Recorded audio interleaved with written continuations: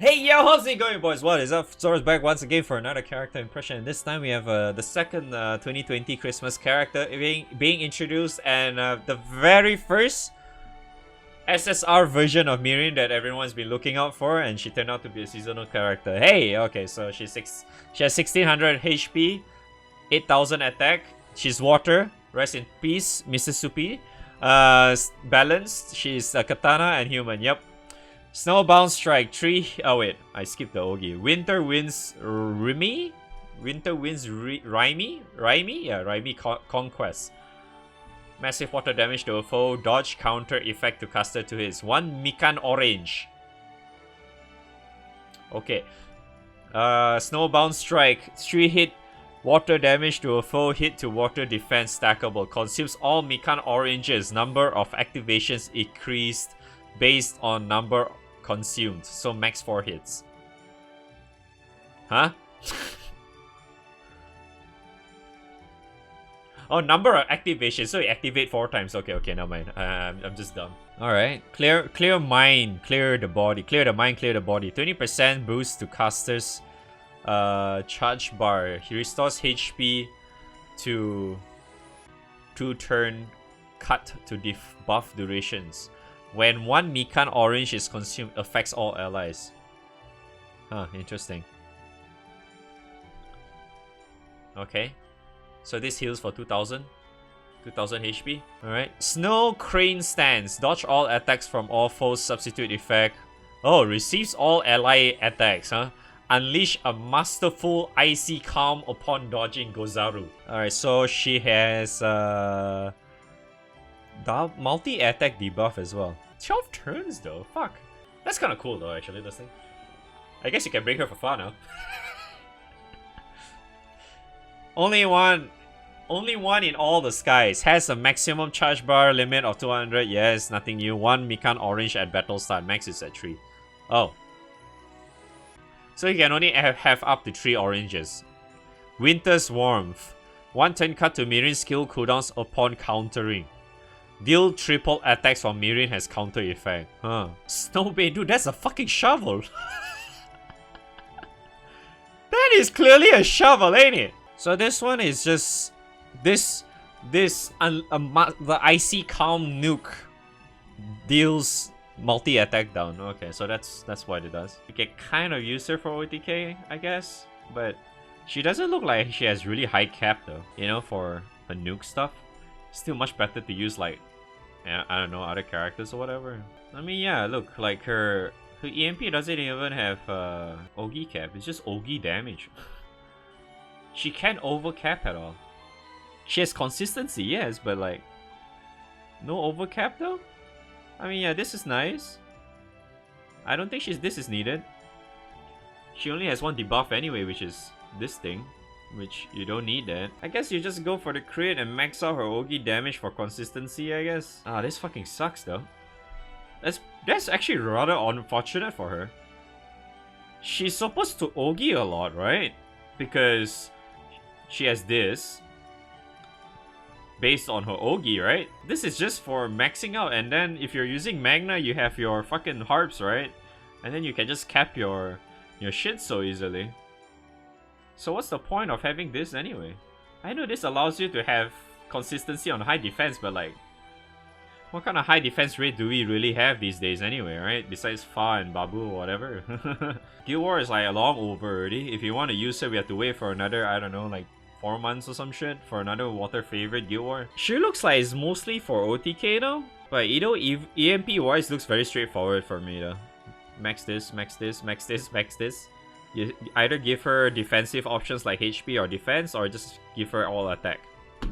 You know, just for consistency in OTK, if you so wish. But yeah, either way though, like, she looks kind of like whatever though.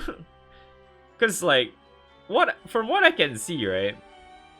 Mirin Christmas is kind of like the character where you kind of use her as a pseudo full auto setup. By that I mean like, you're manualing a full auto team, if that makes any sense. If you think about it, right? she doesn't seem to benefit all too much in full auto, because this too has the same cooldown, right? Because this will be reduced to 1 turn, isn't it? Yeah, it reduced to 6 turns, right? So this too has same cooldowns. You'll always be pressing this. That means this only affects herself. If you're doing full auto, right, this is only gonna... Wait, no, this is gonna be first. So you're only going to have 3 activations, right? Because this has 4 activations. You can only have up to 3 maximum activations, because this is gonna go first, right? So technically you're doing lesser damage overall, which is still kind of works in full auto in a way, but still, I would really consider, like, it's much better if you try to delay this for 1 turn, like the usage of this.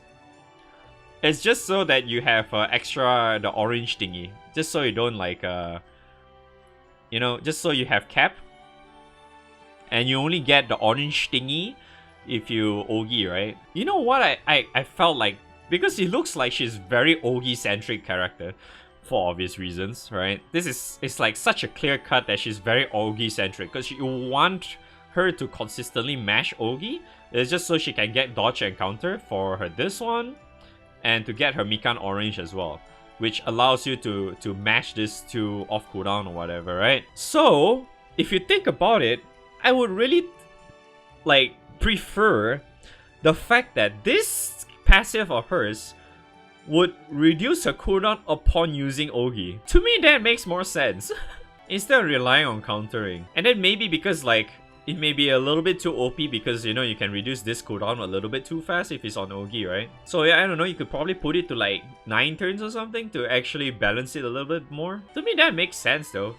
They could probably make it to like 9 or 10 turns cooldown for these 2 skills. And make this a lot stronger. Make it more like, I don't know, more prominent in her. The only other difference is probably like, yeah, she could be a lot slower, much slower of a character to actually, you know, mash all this shit out. But you only get 1 turn cut to Mirin's skill cooldowns upon countering. It's not like she has high hostility, right? Yeah, she doesn't have high hostility either. Seriously though, as stupid as this sounds, you can actually use her for far. And you could literally use her for far to get rid of Labor 8th. Because she has 200 meter. I mean, if you think about it, she'll be a much more, much better character to use compared to the likes of Doggo, right? If you want to get rid of, you know, Labor 8, especially as a water user. She's a much better character to use in Fa. Because it allows her to dodge a lot easier. And this button, if you think about it, this button is a literal dodge all button, which also means that Paradise Lost is nothing already. If you do slot her into your Fa setup, right, you just need to press this button for Fa, and you're done already. This dodges Paradise Lost. This literally dodges Paradise Lost because she has an all ally sub and she dodged everything. And she counters as well, and does multi-attack debuff as well, which kind of helps quite a bit. Like, besides like maybe a little pseudo full auto setup with her, and a little bit of OTK setup with her, you can actually run her in Fa. So like, if you think about it, right, remember what I said about the whole damage consistency earlier? Because she doesn't have any overcap, she has relatively nice damage consistency, right, because of all the AMP that she has. Yeah, if you level all that, I think it's gonna be relatively okay for her to actually run in those setups. You can actually just give her more HP if you so desire, but she has 1600 base HP, so that's really high already. So I don't think you really need to put in too much HP. You could put in more base attack stat if you want, but I would actually consider putting a little bit of points into her HP as well, just if you're planning to run her in Fa or whatever. Yeah, you could probably consider doing that. Yeah, honestly, I'm actually kind of looking forward to see Mr. Soupy's Mirin action in Fa, because he's probably gonna do that. Kind of good for Babu and Fa anyway, because those debuffs cannot be removed, right? So you can actually reduce the debuff durations. So you know, like Babu has the what the fuck is that the damn thing called, the one that doesn't allow you? Oh yeah, the summonless thing. Yeah. So basically, that has like a super high turn requirement to actually get it removed, right? And you can remove that by clearing.